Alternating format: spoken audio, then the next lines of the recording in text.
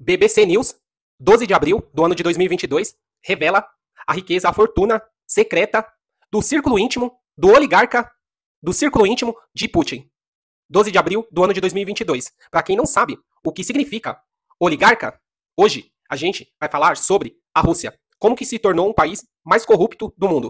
Oligarca, para quem não conhece, significa que são um pequeno grupo de pessoas que consegue controlar, consegue manipular, consegue gerenciar toda aquele lobby a seu favor, a seus interesses próprios e comuns. E eles conseguem também, mesmo sendo uma democracia, manipular socialmente, culturalmente e politicamente. Hoje, no Nome de Passaporte, vamos falar sobre a corrupção maior do mundo da Rússia. E, lembrando dos vídeos anteriores da Venezuela, eu vou fazer a terceira parte para chegar na fase atual do Maduro. Então, bora falar sobre esse vídeo, o país, um dos países, né, maior corrupto do mundo, Rússia. Escolha a vida nômade passaporte. E se o seu escritório fosse uma praia na Bahia hoje e amanhã uma cafeteria charmosa nas montanhas de Minas? Viver uma vida nômade não é fugir da realidade, é criar uma nova, onde liberdade, descobertas e propósito caminham juntos. Ser nômade é trocar a rotina pela aventura, o tédio pela inspiração e o relógio pela bússola. É conhecer culturas, aprender com o mundo real e descobrir que o essencial cabe numa mochila. Você trabalha de onde quiser, vive com mais leveza e, o mais importante, coleciona experiências em vez de coisas. Não espere pela hora certa. O mundo está aí, cheio de caminhos para quem tem coragem de mudar. A vida nômade é possível e pode ser sua. Liberte-se, conecte-se. Já ouviu falar do Índice de Percepção de Corrupção? Ele existe. Ele foi criado no ano de 1995 por ONGs internacionais de 180 países. A Rússia, que foi do ano de 2021, que foi a última vez que ela participou, ela ficou em 136, o ranking. De 180 países, ela ficou em 136 no ano de 2021. Por quê? Causa devido essa luta com a Ucrânia, não teve como mais acompanhar esses índices da Rússia. Imagine uma pontuação de 0 a 100. E ela recebeu 29, como fosse um score. E assim, todos os anos, essa ONG internacional, ela mede as pontuações de diversos países. E a Rússia ficou praticamente sem conseguir medir, através dessa luta com a Ucrânia, desde o ano de 2021, já o índice de corrupção ali na Rússia. Porque para o Putin se manter ali no poder, governando, e manter tudo funcionando, a engrenagem ali, ele precisa fazer diversos acordos. Ele precisa se perpetuar com esses oligarcas ali, fazer acordos atrás de acordos, para manter esses índices de corrupções ali praticamente o mesmo índice. E também o desprezo ali pelo seu sistema judiciário. Então, assim, o Putin, é apenas o produto, ele é apenas o herdeiro, ele é apenas, e potencializou ali, óbvio, ali com ele no governo, ali, ele perpetuou o poder e acelerou ali a corrupção, mas sendo o produto, sendo o fruto, o herdeiro de anos atrás, que já vinha. Então, assim, a gente tem que entender e iniciar esse vídeo aqui, eu vou fazer aqui por fases para não ficar muito longo. A creptocracia, ela nasce, não foi no Putin. Vamos voltar Lenin, vamos voltar Stalin, vamos voltar lá mais para trás dos caras. Corlênia, as pessoas assim, eu vou resumir aqui o que é mais ou menos. Corlênia era, desde a época do Stalin e do Stalin e do Lenin, que era aquelas pessoas do Estado que coletava impostos, fosse algo normal, todo aquele dinheiro extra para aqueles oficiais, aquele dinheiro como um complemento da sua renda, ele coletava os impostos de todas as pessoas ali, e a gente sabe que naquela época lá, a questão do comunismo, a questão do socialismo, e isso era algo corriqueiro.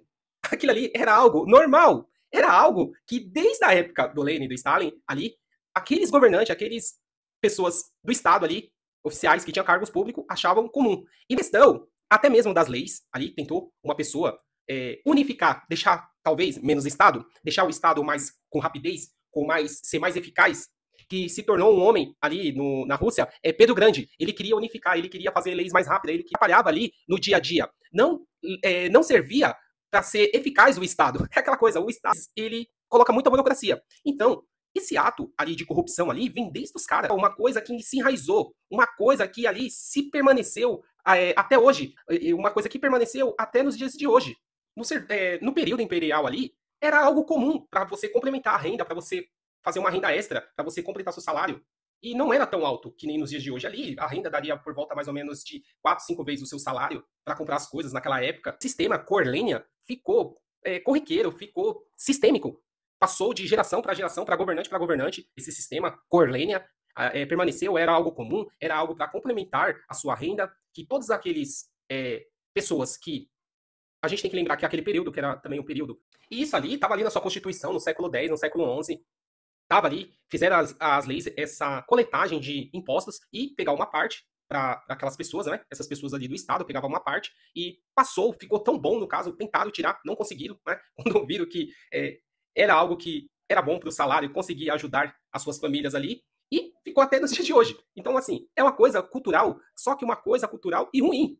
E toda essa bagunça de coletagem de impostos, de leis naquele século X, XI, XIII, XV, que tentaram fazer um compilado, aí dá um início e nasce, além da cleptocracia, czarista, os czaristas. Ali dá início e nasce essas pessoas ali, a nobreza daquela época. E sempre naquele período dessa história da Rússia e de quase todas as histórias, as pessoas que estavam no topo, elas eram separadas pela nobreza, dos pobres. As leis, talvez o corpo jurídico não funcionava para as pessoas pobres, como para as pessoas ricas, parecido com hoje, parecido com os dias atuais.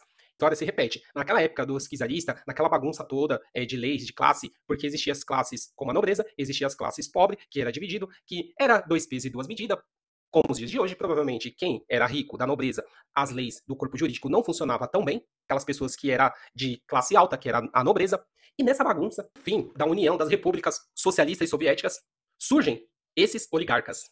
Surgem esses oligarcas.